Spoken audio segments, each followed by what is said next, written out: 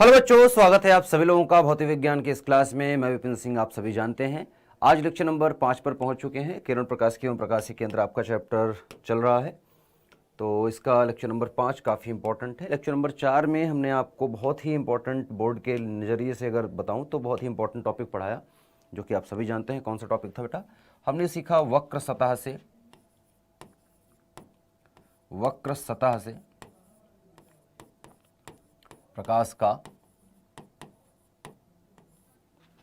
प्रकाश का अपवर्तन।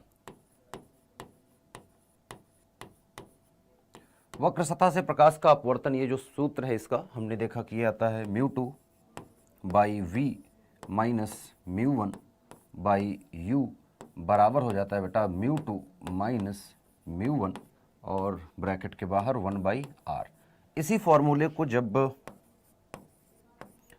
μ1 बराबर 1 और μ2 बराबर म्यू रख देते हैं, ठीक है, जब इतना, तो यही फॉर्मूला बेटा आपको जो दिखता है वो दिखता है mu by we minus 1 by you बराबर mu minus 1 into 1 by R के।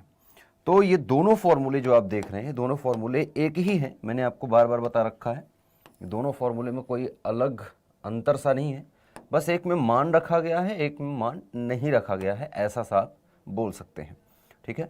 तो एक ये हो गया फॉर्मूला और दूसरा फॉर्मूला, इसी का दूसरा वर्जन जो है वो ये है, ठीक है। तो ये दोनों फॉर्मूले हमने पढ़ लिए हैं, दोनों फॉर्मूले का डेरिवेशन हमने देखा।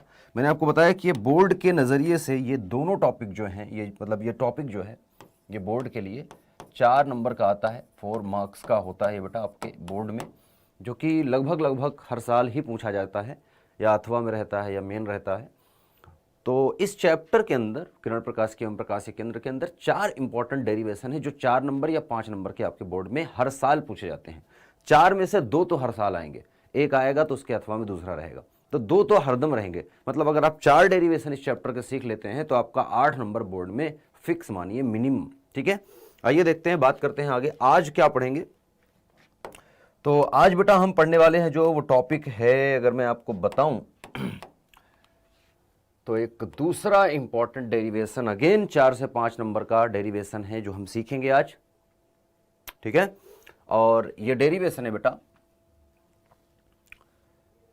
लेंस निर्माता का सूत्र। लेंस निर्माता को कई बुक में मेकर लिखा होता है, सेम चीज है, इंग्लिश वर्ड है। लेंस मेकर सूत्र या लेंस निर्माता का सूत्र, लेंस मेकर्स फॉर्मूला या लेंस निर्माता का सूत्र। ये टॉपिक अगर मैं बात करूं तो ये सबसे ज्यादा बार आपके बोर्ड में पूछा गया है। सबसे फर्स्ट नंबर पे जो टॉपिक इस चैप्टर में है, जो डेरिवेशन है, वो ये है। इसके बाद ये है और 2 और बाकी हैं जो कि प्रिज्म से रिलेटेड है एक, और एक छोटा सा और है जो कि 2 लेंसों का संयोजन वाला आता है। तो फिलहाल आज हम लेंस मेकर का फॉर्मूला निकालेंगे। लेंस मेकर का फॉर्मूला निकालने में हमें यही वाला फॉर्मूला मददगार होगा। इसी फॉर्मूले को हमें 2 बार लगाना पड़ेगा और जब जोड़ देंगे दोनों को तो आंसर आ जाएगा। तो लेंस मेकर फॉर्मूला है क्या, एक बार मैं आपको दिखा देता हूं। जो सूत्र हमें व्युत्पन्न करना है वो है 1 by we minus 1 by you बराबर आता है बेटा μ2 माइनस μ1, या ठीक है μ2 माइनस μ1 इनटू में 1 by R1 minus 1 by R2 के। हालांकि ये देखने में आपको थोड़ा सा डिफरेंट लग रहा होगा। μ2 माइनस μ1 को आप सिर्फ म्यू माइनस 1 देखा करते हैं। सेम चीज वही है कि μ1 μ2 का मान रख देंगे, μ1 का मान 1 रख देंगे, μ2 का मान 1 रख देंगे, म्यू रख देंगे, तो म्यू माइनस 1 बन जाएगा। बाकी कोई फॉर्मूले में चेंज नहीं है। इस फॉर्मूले में अगर देखें 1 by we minus 1 by u को हम 1 बाई एफ भी बोलते हैं। तो कई बार ये फॉर्मूला इस तरह भी लिखा होता है कि μ2 माइनस μ1 और इनटू में आता है बेटा 1 by R1 minus 1 by R2 के। तो कई बार आपको फॉर्मूला ऐसा सा दिखेगा। जैसे कि मैंने कहा कि μ2 और μ1 का अगर मान रख दें, यदि μ2 बराबर हम म्यू ले लें एवं μ1 बराबर 1, ठीक है, यदि ये हो तो जो फॉर्मूला हो जाएगा ये हो जाएगा 1 बाई एफ बराबर हो जाएगा बेटा म्यू माइनस 1 मल्टीप्लाई में आ जाएगा 1 बाई R1 माइनस 1/R2 के। ठीक है, तो मैं उम्मीद करता हूं कि आपको सबको समझ में आ रहा होगा कि हमें करना क्या है, हमें ये फॉर्मूला निकालना है। ठीक है, तो हमें ये वाला फॉर्मूला निकालना है। तीनों फॉर्मूले सेम है, आपने देखा, बस मान रखने के वजह से ये म्यू हो गया और ये 1 हो गया। अदरवाइज मेन फार्मूला जो एक्चुअल फार्मूला है, जो सही फार्मूला है, वो ये ही है। जब आप नीट और जेई जैसे एग्जाम की प्रिपरेशन कर रहे हैं या तैयारी कर रहे हैं या करना चाहते हैं, तो आप देखेंगे आपके लिए जो उपयोगी फार्मूला होगा वो ये नहीं बल्कि ये होगा। ठीक है, वहाँ पर म्यू 1 म्यू 2 अलग अलग दिए रहेंगे सवाल में। यहाँ पर म्यू 1 को फिक्स कर दिया जाता है कि वायु माध्यम है, तो वायु माध्यम है तो इसलिए वायु का अपवर्तनांक हम 1 रख लेते हैं। ठीक है, दूसरा माध्यम कोई भी हो सकता है, पानी हो सकता है, कांच हो सकता है, कुछ भी हो सकता है, उसके लिए म्यू। ठीक है, हालांकि म्यू 1 म्यू 2 रखेंगे तो बहुत अच्छा रहेगा।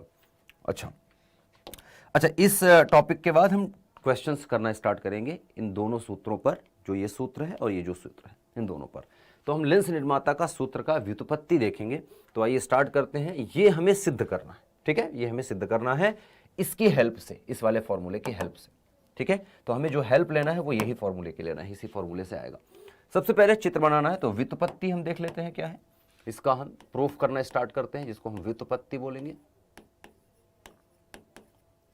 व्युत्पत्ति, तो अब डेरिवेशन यहां से स्टार्ट होगा किसका, लेंस निर्माता का सूत्र या लेंस मेकर फॉर्मूला का। अच्छा, तो सबसे पहले हम चित्र बना लेते हैं।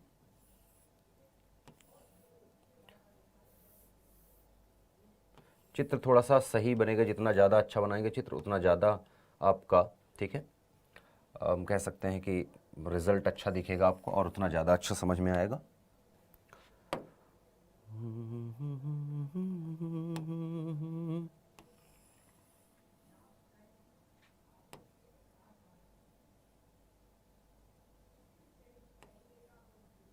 ठीक है, तो ये आपको समझ में आ रही होगी कि ये मुख्य अक्ष है। ठीक है, ये हमारी मुख्य अक्ष है और मुख्य अक्ष को मैंने इस तरह से बना लिया। ये एक लेंस है, उत्तल लेंस है। ठीक है, सबको दिख रहा है, उत्तल लेंस है। यहाँ पर इसके दो सतह हैं।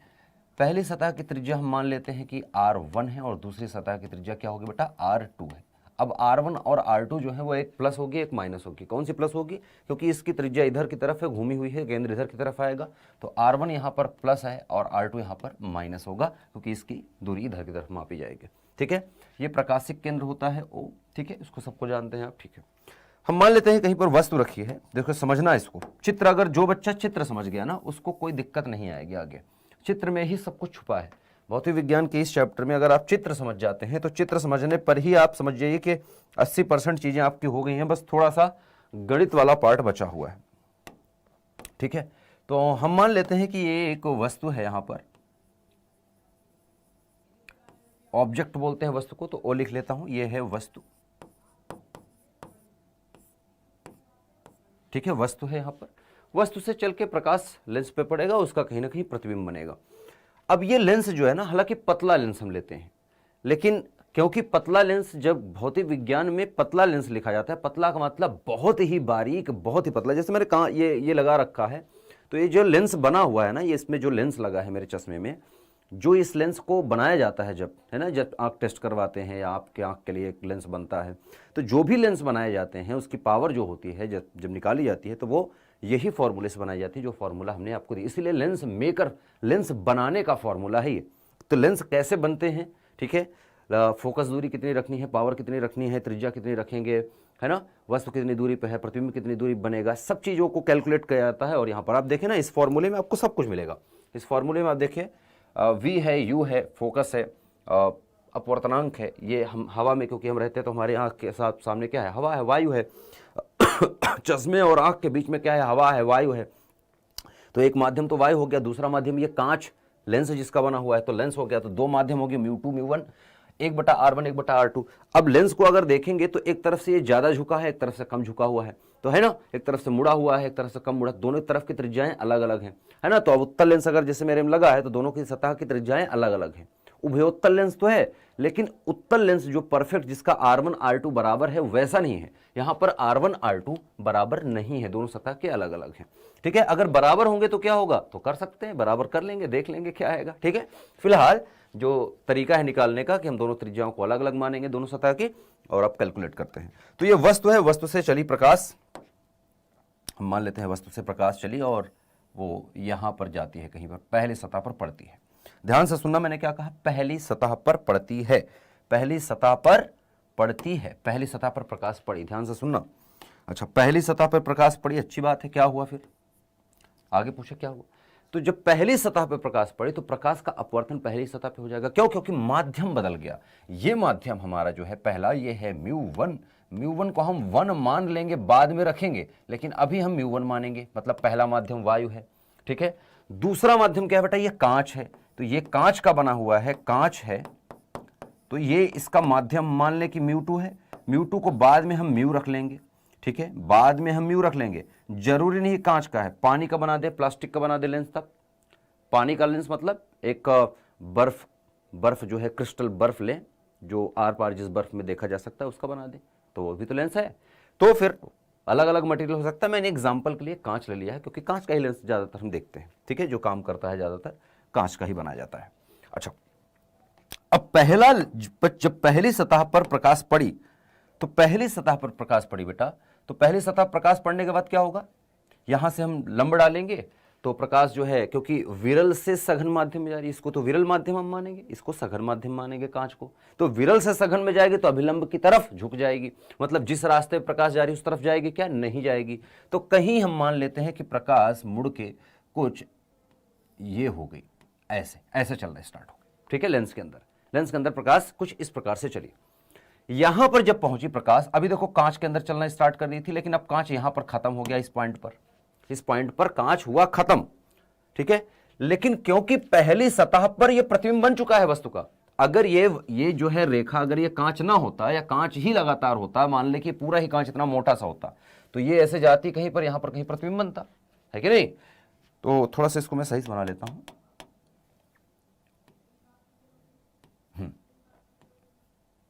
ये तो मैं कह रहा हूं कि ये जो है इस वस्तु का प्रतिबिंब बना चुका है पहली सतह, तो पहली सतह द्वारा बना गया प्रतिबिंब अगर देखेंगे आप, तो वो आपको इस प्रकार से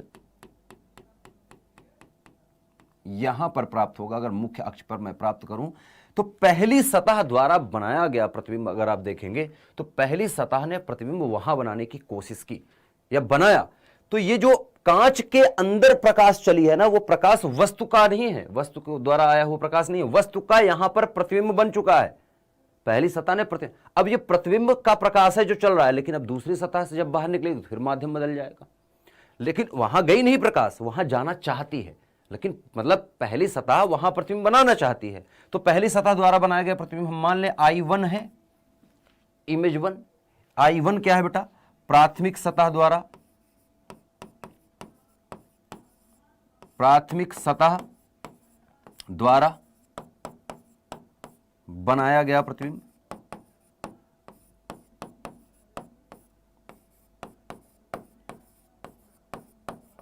ऐसा लिख सकते हैं, बिल्कुल लिख सकते हैं। तो ये हो गया हमारा प्राथमिक सतह द्वारा बनाया गया प्रतिबिंब हो गया, ठीक है, इसको यहां तक कर लो, ठीक।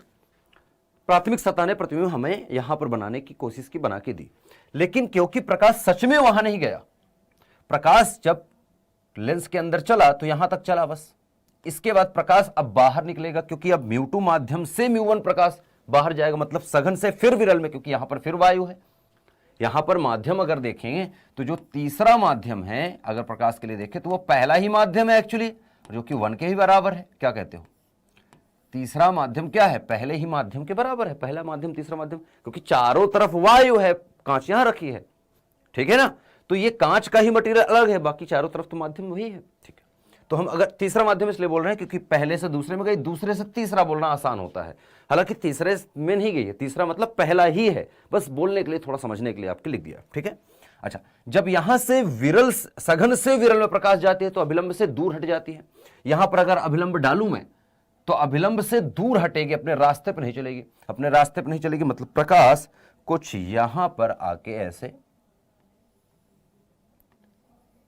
प्रतिबिंब बना देगी और मुड़ जाएगी और यहां पर प्रतिबिंब बनाएगी। तो फाइनल जो प्रतिबिंब बन रही, दूसरी सतह के द्वारा प्रतिबिंब जो बन रही है, उसको हम फाइनल प्रतिबिंब I बोल देते हैं। जो वस्तु है उसका सच में जो प्रतिबिंब बना है वो यहां है, वहां नहीं, वहां तो प्राथमिक सतह ने बनाया है, यहां पर द्वितीयक सतह ने बनाया है, लेकिन क्योंकि द्वितीयक सतह से ही प्रकाश बाहर निकली है, तो प्रकाश सही मायने में बाहर तो यहीं से निकली है, तो सही मायने में जो प्रतिबिंब बना है वस्तु का वो कहां है, यहां है, ठीक है। तो ये इसको हम कहेंगे, ये जो प्रतिबिंब बना है ये कहेंगे अंतिम प्रतिबिंब। इसको हम दो नाम से जान सकते हैं, अंतिम प्रतिबिंब, या इसी को हम कह सकते हैं द्वितीय सतह द्वारा बनाया गया प्रतिबिंब, द्वितीय सतह द्वारा, ठीक है, द्वितीय सतह द्वारा बनाया गया प्रतिबिंब।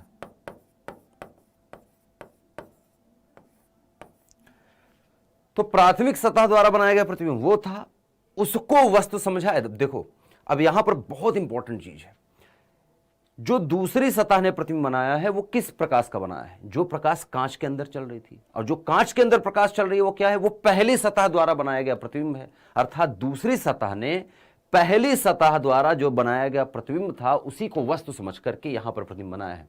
मतलब दूसरी सतह ने जो प्रतिबिंब बनाया है वो इसको वस्तु समझा है। उसको तो हमने आगे बढ़ा के देख लिया, वहां पर बन रही है, लेकिन सही मायने तो प्रकाश यहां पर उसी रेखा में चल रही थी।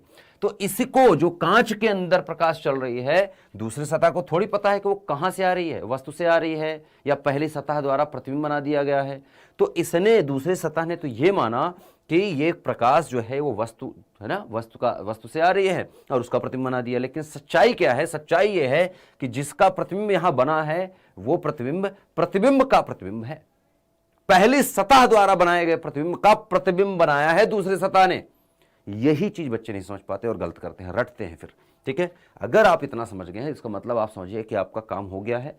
अब आपको कुछ ज्यादा करना नहीं है, बस जो गणित है, गणित को लगाना है। फॉर्मूला आपको पता है, पिछला वाला, पहला वाला फॉर्मूला जो हमने पिछले लेक्चर में डेरिवेशन किया था, डिराइव किया था, वही।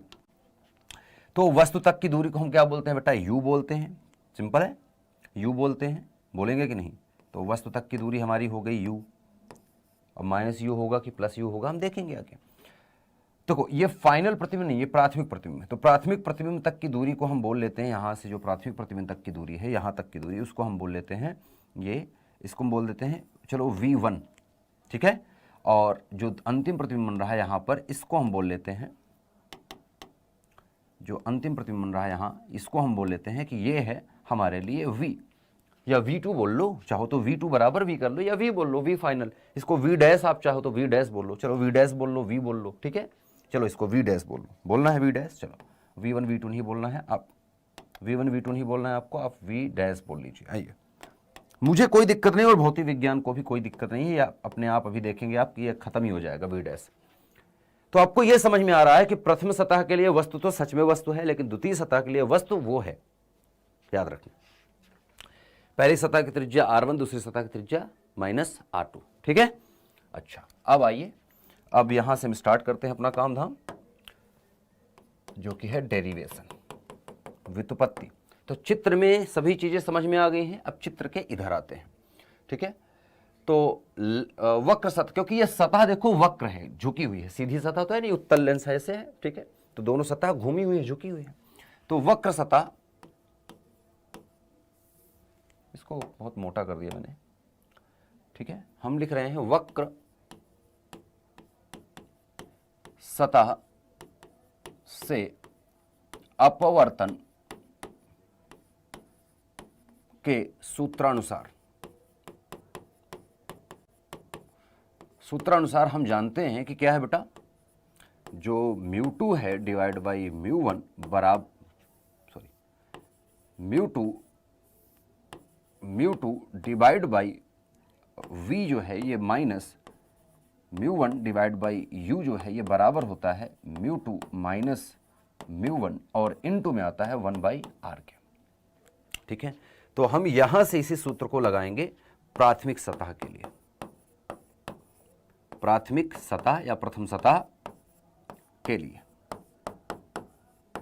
बाकी चीजें आपको शब्दों में लिखनी पड़ेंगी डेरिवेशन में, जो मैंने यहां लिख दिया ना, इसको आपको यहां पर लिखना पड़ेगा कि चित्र में I1 क्या है, I2 क्या है, O क्या है ना, R1 R2 क्या है, ये सब आपको यहां शब्दों में लिखना पड़ेगा। फिर उसके बाद वक्र सतह से अपवर्तन के सूत्रानुसार, ये सूत्र हो गया। अब लिखते हैं, तो प्रकाश देखो पहले माध्यम से दूसरे में जा रही है, बहुत सही। तो μ2 बटा v रहेगा क्या, देखते हैं, ये हो जाएगा μ2। प्रकाश देखो जिस माध्यम में जाती है वो पहले ऊपर लिखा जाता है, ठीक है। जिस माध्यम में जाती है प्रकाश, तो वो आ जाएगा ऊपर। तो किस में जा रही है, μ1 में है, कहां जा रही है, μ2 में, कांच में जा रही है, बिल्कुल सही लिखा है μ2 डिवाइड बाई v। v क्या है, प्रतिबिंब की दूरी। तो पहली सतह के लिए हम लिख रहे हैं, तो पहली सतह का प्रतिबिंब क्या है, I1, और वहां तक की दूरी क्या है बेटा, v डैश। वहां तक की दूरी v नहीं बल्कि v डैश है, क्या है, v डैश। ठीक है, सही बात है ना, v डैश। फिर माइनस चिन्ह लगाएंगे। प्राथमिक सतह पर जो प्रकाश जा रही है वो कहां से जा रही है, μ1 से, बिल्कुल μ1 से जा रही है, तो μ1 से लिख देंगे। डिवाइड बाय u, u मतलब वस्तु की दूरी, बिल्कुल u है तो u ही लिखेंगे। ठीक है, u लिख लिया। अच्छा, बराबर μ2 माइनस μ1। अच्छा, आप सोच रहे होंगे कि सर यहां पर आपने चिन्ह परिपाटी इस्तेमाल नहीं किया। बेटा चिन्ह परिपाटी इस्तेमाल इसलिए किया क्योंकि ये सूत्र में ऑलरेडी चिन्ह परिपाटी इस्तेमाल करके ही ये सूत्र लिखा गया है ना। डेरिवेशन तो किया था चिन्ह परिपाटी के साथ, इसलिए यहां पर डायरेक्ट u लिखेंगे। बराबर μ2 माइनस μ1, बिल्कुल μ2 में जा रही है प्रकाश, μ1 से जा रही है, बिल्कुल। जिस में प्रकाश जाती है वो पहले आता है, जिस जहां से प्रकाश आ रही है वो माइनस में होगा। ठीक है, बिल्कुल। और इनटू में हो जाएगा 1 बटा त्रिज्या कितनी बेटा, r1। r1 क्या है, धनात्मक है, देख लो r1 क्या है, धनात्मक। त्रिज्या क्या होगी, पहली सतह की r1। ये फॉर्मूला हमारा बन गया पहली सतह के लिए। ठीक है, पहले सतह के। इसी प्रकार से दूसरी सतह के लिए, दूसरी सतह के लिए मैंने कहा कि जहां से प्रकाश चलती है वो बाद में आता है, जहां जाती है प्रकाश, जिस माध्यम में जा रही होती है वो पहले आता है। अब यहां पर देखेंगे तो प्रकाश कांच से दूसरी सतह से निकलते हुए कहां जाएगी, वायु में। तो कौन से माध्यम में जा रही है, 3 माध्यम में। 3 माध्यम एक्चुअली 1 ही है। 3 क्या है, 1 ही है। 1 से 2 में गई, 2 से 3, 3 मतलब 1, 3 मतलब 1, क्योंकि माध्यम सारा वही है, 1 वाला ही। ठीक है, तो इसका मतलब इस बार फॉर्मूले में जो μ2 बटा v है, μ2 की जगह क्या आएगा, कहां जा रही है प्रकाश, कहां जा रही है प्रकाश, 1 में जा रही है, μ3 एक्चुअली μ3 में जा रही है। चलो μ3 लिख देता हूं एक बार मैं आपके लिए समझाने के लिए, μ3 में जा रही है। डिवाइड बाई प्रतिबिंब की दूरी v। प्रतिबिंब की दूरी इसमें क्या है, दूसरी सतह द्वारा प्रतिबिंब जो बना है उसकी दूरी क्या है, v ही है कि नहीं, v ही है। ठीक है, लिख लेते हैं v। माइनस चिन्ह लगा है बिल्कुल। μ1 बटा u। μ1 कहां लिखा, μ1 का मतलब जिसमें जा रही, जिससे आ रही है प्रकाश। इस बार प्रकाश जो है μ1 से नहीं आ रही, इस बार प्रकाश कहां से आ रही, कांच से निकल रही है। तो कांच का अपवर्तनांक क्या है बेटा, μ2। कांच का अपवर्तनांक क्या है, μ2। तो माइनस में आएगा μ2। जिससे आ रही है प्रकाश, जिसमें जा रही है प्रकाश वो यहां पहले, जिससे आ रही है प्रकाश वो यहां। ठीक है, डिवाइड बाई u। u क्या है बेटा, वस्तु तक की दूरी। लेकिन द्वितीय सतह के लिए वस्तु मैंने क्या बताया, क्या ये है, नहीं, क्या है, वो है वस्तु, क्या है, I1। और I1 तक की दूरी क्या है बेटा, v डैश। I1 तक की दूरी क्या है बेटा, v डैश। बराबर कर दें, μ2 माइनस μ1 होता था, लेकिन हम तो यहां पर देख रहे हैं कि μ3 में जा रही है और μ2 से आ रही है, तो μ3 माइनस μ1 होगा। क्या होगा बेटा, μ3 माइनस μ2 होगा, सॉरी μ3 माइनस μ2 होगा। और यहां पर आ जाएगा गुणे में आ जाएगा बेटा R2। 1 बटा R1 है तो 1 बटा R2। R2 कैसी है, नेगेटिव में है सतह, तो सतह को नेगेटिव में लिखेंगे, हो गया है 1 बटा माइनस R2 के। ठीक है, इसको सॉल्व करते हैं। चूंकि हम जानते हैं कि μ3 कुछ और नहीं बल्कि μ1 है, तो μ1 बटा v कर लेंगे। हमने लिखा है ना μ3 और μ1 सेम है, तो μ3 को हमने μ1 कर लिया, माइनस हो गया μ2 बटा v डैश। ठीक है, और बराबर करेंगे, आ जाएगा μ3 क्या है बेटा, μ1, तो μ1 माइनस हो जाएगा μ2 के, और यहां आ जाएगा माइनस चिन्ह, यहां माइनस चिन्ह ये वाला ले लिया, और ये हो जाएगा 1 बटा R2 के। ये द्वितीय समीकरण बन गई। ये समीकरण नंबर मेरे पास पहली थी। ये समीकरण क्या थी बेटा हमारे पास, समीकरण नंबर 1, ये वाली। ठीक, और इसी प्रकार से ये जो समीकरण प्राप्त हो रही है हमारे पास यहां, ये समीकरण नंबर 2 प्राप्त हुई। तो समीकरण 1 और 2 जो हैं, ये है समीकरण नंबर 2, और ये है समीकरण नंबर हमारे पास 1। तो समीकरण 1 और 2 को जोड़ देते हैं। बहुत सिंपल है ये फॉर्मूला, बस इतना ही समझना था कि पहली सतह द्वारा बनाया गया प्रतिबिंब दूसरी सतह का वस्तु है। इतना अगर समझ गए तो कुछ नहीं करना है, इस फॉर्मूले को 2 बार इस्तेमाल करना है बस। जहां से आ रही है प्रकाश उसका अपवर्तनांक देखना है, जहां जा रही है उसका अपवर्तनांक देखना है बस। ठीक है, अच्छा ठीक है, ये बन गया। अब हम क्या करेंगे, समीकरण 1 एवं 2 को जोड़ने पर जोड़ेंगे तो कैसा, लेफ्ट हैंड साइड के साथ जुड़ेगा, राइट हैंड साइड साइड के साथ जुड़ेगा। ठीक है, तो समीकरण 1 का लेफ्ट हैंड साइड क्या है बेटा, म्यू टू बटा वी डैश, म्यू टू बटा वी डैश माइनस क्या है बेटा, म्यू वन बटा वी, म्यू वन बटा वी, ये जुड़ेगा इसके इस, है ना, लेफ्ट हैंड साइड के साथ, ये हो जाएगा म्यू वन बटा वी और माइनस हो जाएगा म्यू टू बटा वी डैश। ठीक है, बराबर करेंगे। अब इसका जो है राइट हैंड क्या है, mu two minus mu one, 1/r1, तो यह आ जाएगा mu two minus mu one, 1/r1। ठीक है, इसको हम कर लेते हैं कोष्टक में। ठीक है, प्लस करेंगे इसके साथ, तो इसका चिन्ह क्योंकि माइनस है पहले से ही, तो प्लस माइनस माइनस हो जाएगा, है ना। अगर लिखेंगे तो ये माइनस है, यहां पर देख सकते हैं माइनस है, इसमें तो था नहीं। ठीक है, तो इसका प्लस माइनस माइनस हो जाएगा, ये आ जाएगा mu two minus mu one और हो जाएगा 1/r2 का, और इसको भी हम ऐसे कोष्टक में कर लेते हैं। क्या कहते हो, सही है। बहुत सारी चीजें कट रही हैं। अब यहां पर ध्यान से देखें आप, ध्यान से देखें आप, फटाफट से देखें यहां पर क्या हो रहा है। म्यू टू बटा वी डैश यहां पर पॉजिटिव है और म्यू टू बटा वी डैश यहां पर नेगेटिव। अगर ये कोष्टक खोल दूं तो ये तो प्लस है, ऐसा तो नहीं माइनस है, तो अंदर जाके प्लस कर देगा, है ना। तो ये प्लस और ये माइनस खत्म हो गए, और कुछ बचा क्या, नहीं बचा है। तो जो चीजें बची हैं उसको लिख लेते हैं, आइए। ठीक है, यहां से वहां बचा है बेटा, जो माइनस है उसको बाद में लिखेंगे, जो प्लस वाला है उसको पहले लिख लेते हैं। तो ये है म्यू वन बटा वी, म्यू वन बटा वी, और ये है म्यू वन बटा, माफ करना, एक u होना चाहिए, ये u है पहले समीकरण में v डैश, और ये u है, तो ये u है बेटा, माफ करना, यहाँ पर गलती से मैंने v लिख दिया है, ये है u। ठीक है, ये क्या है, ये u है। ठीक है, हाँ, तो मैं कह रहा हूं कि अब इसको लिख लेते हैं। तो पहले जो पॉजिटिव वाला है उसको लिख लें, ये हो जाएगा म्यू वन बटा वी, ये वाला। फिर ये माइनस लगा है इसका, ये लिख लेते हैं। राइट हैंड साइड में जो है, सॉरी लेफ्ट हैंड साइड में जो है वो हो जाएगा माइनस और म्यू वन बटा यू। ठीक है, बराबर कर लेते हैं। यहां पर देखते हैं अब, तो यहां पर मुझे दिख रहा है कि mu two minus mu one है, यहां पर भी mu two minus mu one है, दिख रहा है क्या। एक चीज गलत कर दिया मैंने शायद, यहां पर बेटा mu two minus mu one नहीं, mu one minus mu two है। देखिए mu one minus mu two है ना, mu one minus mu two है, तो इसको हम गलत लिख लिए हैं, इसको हम थोड़ा सा सही कर लेते हैं, mu one minus mu to. यहाँ पर यही चीज़ों का ध्यान रखना है, बस गलती यही होती है। ठीक है, तो यहाँ पर mu one minus mu two है। ठीक है, ये mu one minus mu two, minus चिन्ह के साथ। ठीक है, अच्छा, तो ऐसा करते हैं, इसको अब बराबर करके लिख लेते हैं फटाफट से। तो देखिए ये हमारे पास तो mu two minus mu one यहाँ लिखा है, और लिखा है 1/r1। अगर मैं इस माइनस चिन्ह को अंदर भेज दूं तो यहां तो प्लस बन जाएगा, क्योंकि माइनस को अंदर भेज दिया तो यहां प्लस, माइनस को अंदर भेजेंगे इस mu one minus mu to में, तो म्यू वन हो जाएगा माइनस और म्यू टू हो जाएगा माइनस माइनस प्लस, तो ये हो जाएगा म्यू टू और माइनस बन जाएगा म्यू वन के, और गुणे में आ जाएगा 1/r2 के। क्या कहते हो, कुछ गलत कर दिया क्या, एक बार देख लेते हैं।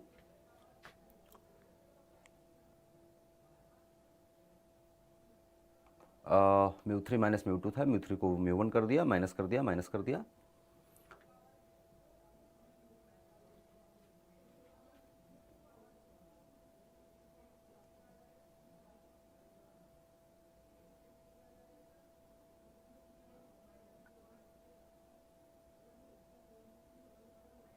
यहाँ पर एक चीज़ मैंने गलत कर दिया, यहाँ पर हमें ये चिन्ह, ये गलती हुई ना, हमने आपको कहा था कि यहाँ पर हम चिन्ह परिपाटी पहले से रखे हैं, तो इसलिए यहाँ पर u और v डैश का जब मान रखा था तो मैंने यहाँ पर चिन्ह परिपाटी नहीं लिया था, लेकिन हमने गलती से यहाँ पर चिन्ह परिपाटी ले लिया है। तो ये बेटा हमारे पास जो चिन्ह परिपाटी है ये नहीं होना चाहिए, ये r जो है ना R2 ही रहेगा, बस ये गलती है बस हमारी। ठीक है, ये गलती है, ये R2 ही रहेगा, और प्लस माइनस कुछ नहीं, बस R1 और R2 लेना है, चिन्ह नहीं लेना है। मैंने गलत कर दिया, अब तो आपको कंफ्यूज कर रहा हूँ मैं। तो ये R2 जो लिखा है इसको हमें क्या करना है बेटा, इसको हमें माइनस R2 नहीं, सिर्फ R2 लिखना है। तो यहाँ से भी माइनस हट जाएगा, इसको मैं पूरा ही लिख लेता हूँ, यहाँ से भी माइनस हट जाएगा, तो ये बचेगा हमारे पास सिर्फ 1/r2 रहेगा। यहाँ पर बहुत मोटा पेन चल रहा है, 1/r2 रहेगा और यहाँ पे आ जाएगा बेटा μ3 को हमने 1 कर लिया था, μ3 माइनस μ2 और हो जाएगा 1/r2 के ही। यहाँ पर भी सेम चीज़ करेंगे, ये माइनस चिन्ह को हटा के, क्योंकि हम जोड़ रहे हैं दोनों तरफ को, अगर हम जोड़ रहे थे तो यहाँ पर प्लस चिन्ह लगा लेते हैं फटाफट से, ये आ जाएगा प्लस चिन्ह और ये वाला साइड लिख लेते हैं, ये हमारे पास μ1 माइनस का μ2 और इनटू में है 1/r2 के। ठीक है, अब सही है, अब सही, तो ये हो गया। अच्छा, यहाँ पर हमने जो इसको किया था इसको हटा लेते हैं, ये प्लस चिन्ह है यहाँ पर, ठीक है, प्लस चिन्ह है। यहाँ पर μ1 माइनस μ2 है, यहाँ पर μ2 माइनस μ1 है। अगर मैं माइनस चिन्ह को बाहर ले लूँ, या इसको चलो एक बार लिख ही लेते हैं यहाँ पर, चलो पहले लिख लेते हैं, ये है μ1 माइनस μ2 और 1/r2 है। देखो हमें क्या करना है, हमें यहाँ पर कॉमन लेना है, चाहे आप μ1 माइनस μ2 को कॉमन ले लीजिए, चाहे μ2 माइनस μ1 को कॉमन ले लीजिए। तो अगर मुझे μ1 माइनस μ2 को कॉमन लेना है, μ1/v माइनस μ1/u बराबर, मैं कह रहा हूं यहां पर μ2 माइनस μ1 कॉमन लेना है, तो यहां पर μ2 माइनस μ1 है नहीं, उसको बनाना पड़ेगा। ठीक है, तो ये हो जाएगा μ2 माइनस μ1 1/r1 प्लस है, यहां पर माइनस कर लेते हैं। माइनस कैसे हुआ, मैंने माइनस चिन्ह इस कोष्टक के अंदर से बाहर निकाल लिया, तो जब माइनस कॉमन लिया मैंने, तो ये प्लस वाला जो μ1 है वो माइनस बन जाएगा और ये जो माइनस है वो बन जाएगा प्लस। तो μ2 क्योंकि प्लस बन गया तो हो जाएगा μ2 और ये हो जाएगा माइनस μ1। आपको अगर यकीन नहीं है तो माइनस का अंदर गुणा कर दीजिए, फिर ही प्राप्त हो जाएगा। ठीक है, तो 1/r2 लिख सकते हैं ऐसा, बिल्कुल। अब μ2 माइनस μ1, μ2 माइनस μ1 दोनों जगह है, कॉमन है, तो हो जाएगा μ1/v माइनस μ1/u बराबर करेंगे बेटा, हो जाएगा μ2 माइनस μ1 और इनटू में आ जाएगा 1/r1 माइनस 1/r2 के। अब आप देख सकते हैं आपको चीज़ें मिल चुकी हैं जो आपको चाहिए था। आइए देखते हैं, तो यहाँ से आ जाएगा बेटा μ1/v माइनस μ1/u बराबर μ2 माइनस μ1 और इनटू में आ गया हमारे पास 1/r2 minus 1/r1, 1/r1 minus 1/r2, 1/r1 minus 1/r2 के, यही आया है, चेक करिए, 1/r1 minus 1/r2 μ2 minus μ1 same चीज। ठीक है, अच्छा, यहां पर हमने स्टार्टिंग में आपको बताया था कि μ1 का मान 1 रख लेंगे और μ2 का मान μ रख लेंगे। आइए रखते हैं, तो अगर मैं यहाँ पर μ1 का मान 1 रख दूँ तो हो जाएगा 1/v माइनस 1/u। ठीक है, 1/u बराबर हो जाएगा μ2 को हो जाएगा μ और μ1 हमारा पास 1 ही है, तो μ माइनस 1 और यहाँ आ जाएगा 1/r1 माइनस 1/r2 के। अब अगर आप देखेंगे यही लेंस निर्माता का सूत्र है जो हमें कैलकुलेट करना था, जो हमें निकालना था। ठीक है, तो ये सूत्र आ चुका है बिल्कुल प्यार से, और यही हमें प्रूफ करना था, यही लेंस निर्माता का सूत्र है जिसको हमें डेरिवेशन, जिसका हमें डेरिवेशन करना था। तो आप देखिए, चेक करिए, हमें यही निकालना था कि ये वाला यहाँ पर 1/f, या एक्चुअली 1/v माइनस 1/u को ही 1/f लिख सकते हैं। लेंस सूत्र जो बचपन में आपने पढ़ा था, लेंस का सूत्र क्या होता है, क्या पढ़े हो कि 1/जो f होता है वो बराबर होता है 1/v माइनस 1/u के। तो इसीलिए हमने 1/v माइनस 1/u जो ये लिखा है ना, इसको हमने 1/f लिख लिया था। लेंस सूत्र, ये क्या है, लेंस सूत्र, लेंस निर्माता सूत्र नहीं है, ये लेंस सूत्र है, सिंपल लेंस सूत्र जो कक्षा 10वीं में आप पढ़ते हैं। ठीक है, बाकी आप देख सकते हैं वही लिखा है, μ माइनस 1 1/r1 माइनस 1/r2। देखिए μ माइनस 1 1/r1 माइनस 1/r2 के, तो सेम फार्मूला हमने डेरिवेशन में निकाल लिया है। अच्छा, ये लेंस निर्माता का सूत्र तो हो गया, सिद्ध हो गया। इसमें अगर इसको 1/f करना है तो ऐसे नहीं करना है, कक्षा 12वीं के नज़रिए से अगर हम देखें तो इसको डायरेक्ट ऐसे नहीं करते, इसको लिखने का तरीका है। अगर हम जानते हैं कि जब वस्तु बेटा ध्यान से सुनना, जब वस्तु अनंत पे होती है, अनंत पर होती है, तो उसका प्रतिबिंब कहां बनता है, कक्षा 10वीं में पढ़ा है, 12वीं में भी, कहां बनता है बेटा, उसका प्रतिबिंब फोकस पर बनता है, फोकस f पर बनता है। ठीक है, ये हम जानते हैं, चूंकि ये होता है, इसलिए इसका मतलब है कि अर्थात इसलिए नहीं, अर्थात इसका मतलब हम ये कह रहे हैं कि ये इसका मतलब ये निकल के आया कि अगर हम यू को अनंत कर दें, वस्तु को अनंत पर रख दें, तो जो v होगा वो हो जाएगा f के। v क्या हो जाएगा? f के। मान रख के देखते हैं इसमें फटाफट से, आइए। तो इसका मान रखते हैं, यहाँ पर मान रखेंगे तो क्या बन जाएगा?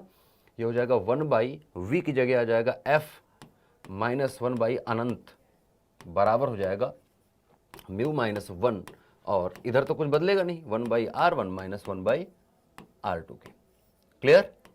अच्छा, तो 1/अनंत का मान कितना होता है बेटा? 1/अनंत का मान होता है 0। तो यहां से बचेगा हमारे पास 1/f बराबर हो जाएगा म्यू माइनस 1 और आ जाएगा 1/r1 माइनस 1/r2 के। ये लेंस निर्माता का सूत्र है जो फोकस के साथ आ गया, आपका फोकस दूरी के साथ। अब अगर आप समीकरण इसको देखें, इसको समीकरण अगर मैं कहूं A है और इसको समीकरण मैं कहूं B है, तो समीकरण A एवं B की तुलना कर लीजिए।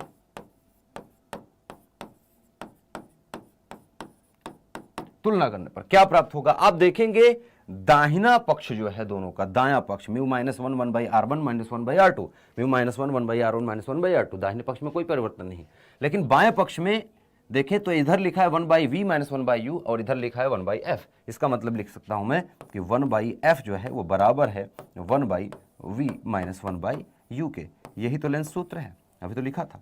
ठीक है, तो लेंस सूत्र ये जो है कैसे आता है? यहां से आता है। लेंस निर्माता सूत्र से इस प्रकार से निकालते हैं, यही या यही लेंस सूत्र है।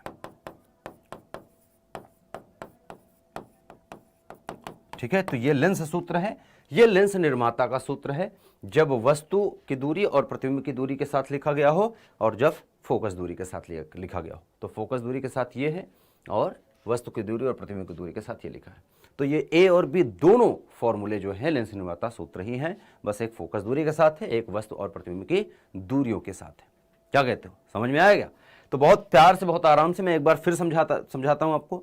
चित्र बनाना है, वस्तु से चलने वाला प्रकाश जो है वो पहली सतह पर पड़ता है, पहली सतह उसका प्रतिबिंब बना देती है I1। पहली सतह द्वारा बनाया गया जो प्रतिबिंब है, उस प्रतिबिंब को वस्तु समझ करके दूसरी सतह जो है फिर से एक प्रतिबिंब बना देती है, जो कि यह है जो फाइनल प्रतिबिंब बनता है, अंतिम प्रतिबिंब। अब इसकी दूरियां लिख लेते हैं, वी यू वी डैश। यहां पर चिन्ह परिपाटी इस्तेमाल नहीं करेंगे, क्यों? क्योंकि वक्र सतह से अपवर्तन का जो फॉर्मूला है उसमें पहले से चिन्ह परिपाटी यूज करके ही ये फॉर्मूला निकाला गया है, इस वजह से चिन्ह परिपाटी की फिर से जरूरत नहीं है। ये मैंने आपको स्टार्टिंग में बता दिया था, मैंने कि यहाँ पर गलती लिख दिया था, R1 R2 माइनस प्लस कर दिया था, वो गलती हो गया था। ये चीजें आप करेंगे सवाल में, जब आगे हम सवाल इस पे लगाएंगे ना, तब आपको देखना पड़ेगा कि R1 प्लस दिया है कि R2 प्लस दिया है, या R1 माइनस है कि R2 माइनस है, वहां पर चेक करना होगा। ठीक है, फिलहाल डेरिवेशन के समय पे आपको ये नहीं करना है। ठीक है, डेरिवेशन में, क्योंकि अपने आप डेरिवेशन जो हमने किया, डेरिवेशन किया स्वयं एक डेरिवेशन से, इसके हेल्प से, तो ये क्योंकि खुद चिन्ह परिपाटी से पैदा हुआ है, उसके नियमों के अनुसार ही बनाया गया था, इसलिए यहां पर फिर से चिन्ह परिपाटी उपयोग करेंगे तो वो उल्टा हो जाएगा। ठीक है, इस वजह से यहाँ चिन्ह परिपाटी इस्तेमाल नहीं करना था, और इसलिए हमने सिर्फ वी यू वी डैश यही लिखा, चिन्ह परिपाटी का इस्तेमाल नहीं किया कि माइनस है प्लस है, माइनस है प्लस, ऐसा कुछ नहीं किया गया। बाकी आप देख सकते हैं, दो समीकरण बनाई, पहली सतह का दूसरी सतह का, दोनों को जोड़ दिया, आंसर आ गया, और तो कुछ नहीं है। तो आपको ये फॉर्मूला अगर याद है तो इससे आप बस दो फॉर्मूला लिखना है, एक सतह के लिए फिर इस सतह के लिए, दोनों को जोड़ देना है, लेफ्ट हैंड साइड दोनों के एक साथ, राइट हैंड साइड दोनों के एक साथ, और जैसे जोड़ देंगे अपने आप आपका आंसर ये निकल के आ जाएगा। और इसमें आप μ1 μ2 का मान रखेंगे, ये एक्चुअल फॉर्मूला आपको बन जाएगा। फिर आपको ये लिखना है, ठीक है, ये डेरिवेशन में अगर आपको दे दे 1/f वाला प्रूफ करने के लिए, तो आपको यहाँ तक तो प्रूफ कर लेंगे, लेकिन इसके बाद आपको यहाँ आना है। ये मत बता देना कि क्योंकि लेंस का सूत्र होता है कि 1/f बराबर इतना, इसलिए f बराबर इतना, 1/f बराबर इतना हो जाएगा, ऐसा मत कर देना। ठीक है, यहाँ से ये आना, ठीक है, यहाँ से कैसे यहाँ तक आना है, ऐसे आना है। ठीक है, जब वस्तु अनंत पे होती है तो प्रतिबिंब कहाँ बनता है, फोकस पे, इस वजह से ये हमने लिखा और ये आंसर आ गया।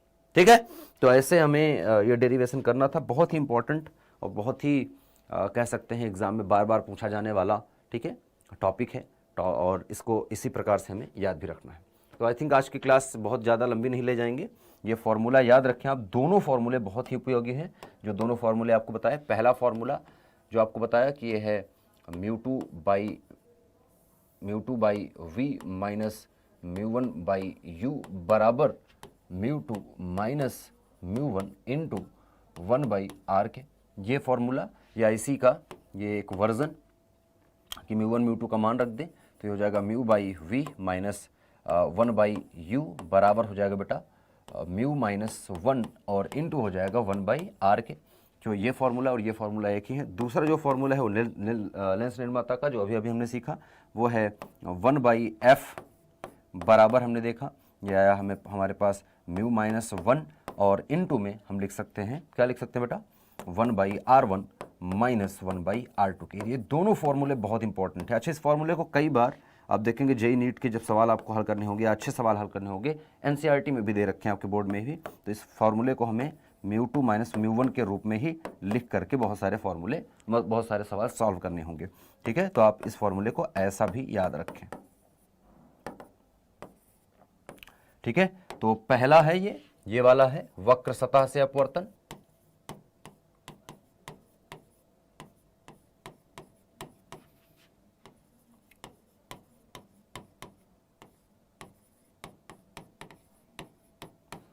और ये जो दूसरा फॉर्मूला है ये है लेंस निर्माता